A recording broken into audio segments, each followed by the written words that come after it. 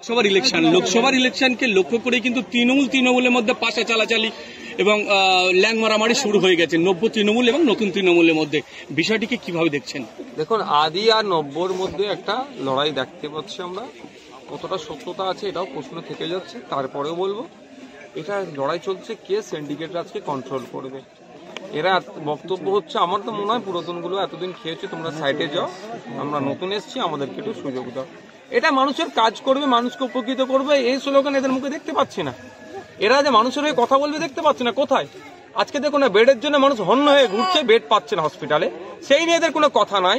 আজকে blood donation camp হচ্ছে, বন্ধ করে দেবো কি করে, তারা সেই নিয়ে তৎপরতা দেখাচ্ছে যে ব্লাড ডোনেশন ক্যাম্পগুলো যাতে বেশি করে আরো হয়, মানুষকে আরো সহযোগিতা করা তো দূরের কথা, এটা সবসময় বিলম্বিত করার চেষ্টা করছে। এদের লক্ষ্য হচ্ছে কতটা থেকে কতটা তোলা তুলতে পারবে, এই লড়াই এদের চলছে, আর কিছুই নয়। বাংলার মানুষ এদেরকে বুঝে গিয়েছে। 2024 নির্বাচন আসছে, এদেরকে কি আদি কি নবীন, যেটাই কি প্রবীণ, যেটাই বলুন না কেন, প্রত্যেককে পরাজিত করবে।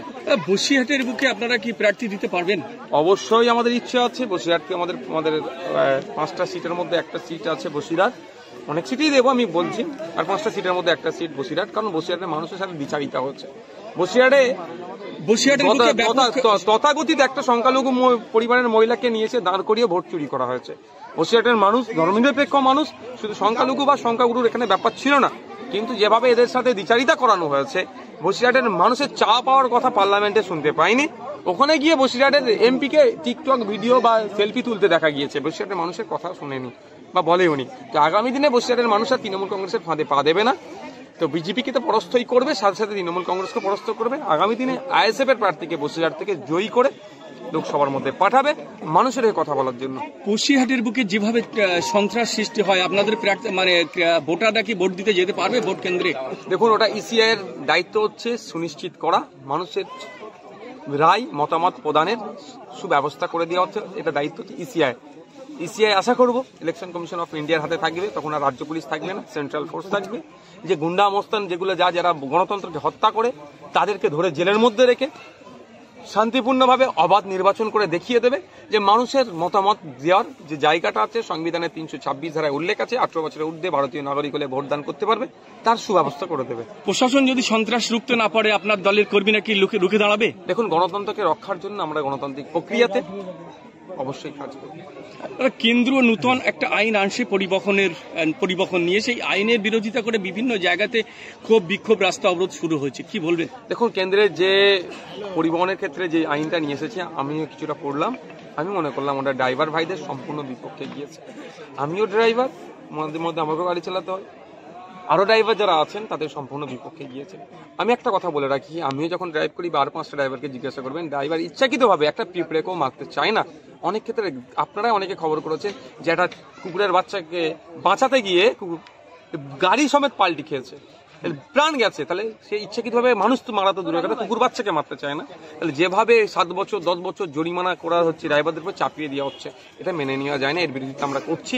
আমি আশা করব কেন্দ্র সরকার এই বিলটাকে নিয়ে বিবেচনা করবেন। এই বিলটা নিয়ে ওই অ্যাসোসিয়েশন যারা আছে, ট্রাক ড্রাইভার যারা অ্যাসোসিয়েশনের সাথে বসে একটা ওয়ে আউট বার করবে, যাতে করে ড্রাইভাররাও আমাদের সমাজের একটা অংশ, তাদের উপরে চাপিয়ে দেওয়া অনুচিত বলে মনে করি।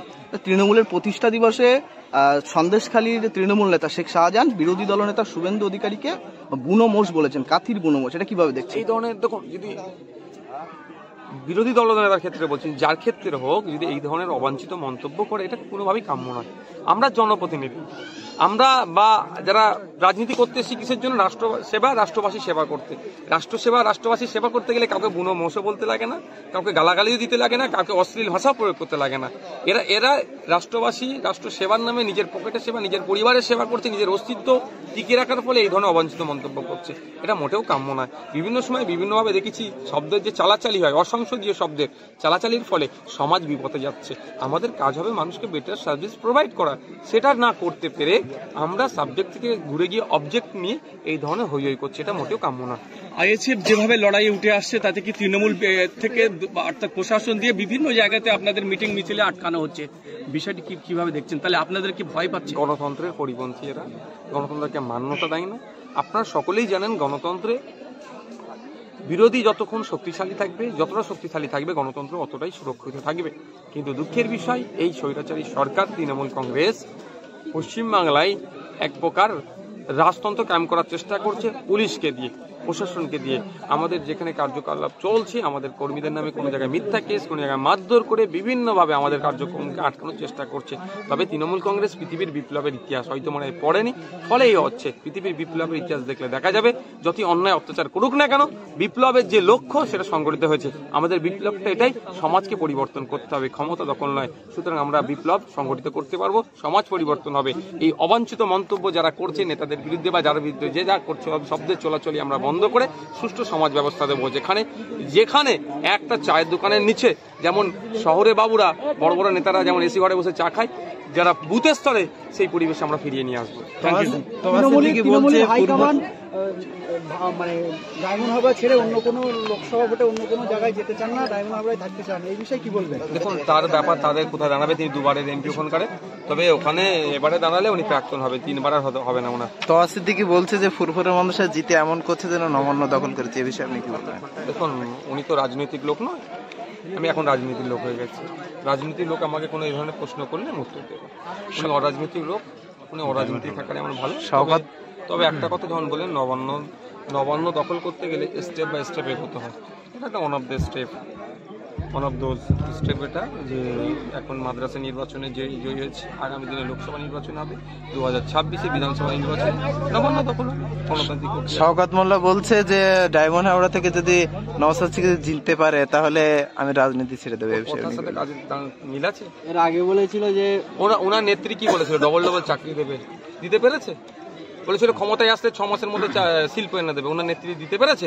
এগুলো উত্তর দিতে বলো না। ওনার নেত্রী 10,000 মাদ্রাসা দেওয়ার কথা বলেছিল, ওয়াকাফ প্রপার্টি উদ্ধারের কথা বলেছিল, কত বিঘা প্রপার্টি হচ্ছে, সাচার কমিটি সুপারিশগুলো বাস্তবায়নের কথা বলেছিল ওনার নেত্রী। কি হয়েছে? সব কথা বলে ওনার পেট গরমের কথা প্রস্তুত থাকতে বলুন। যেমন হারার তকমা নেওয়ার জন্য শুধু ডায়মন্ড হারবার নয়, সারা রাজ্যে হারবে।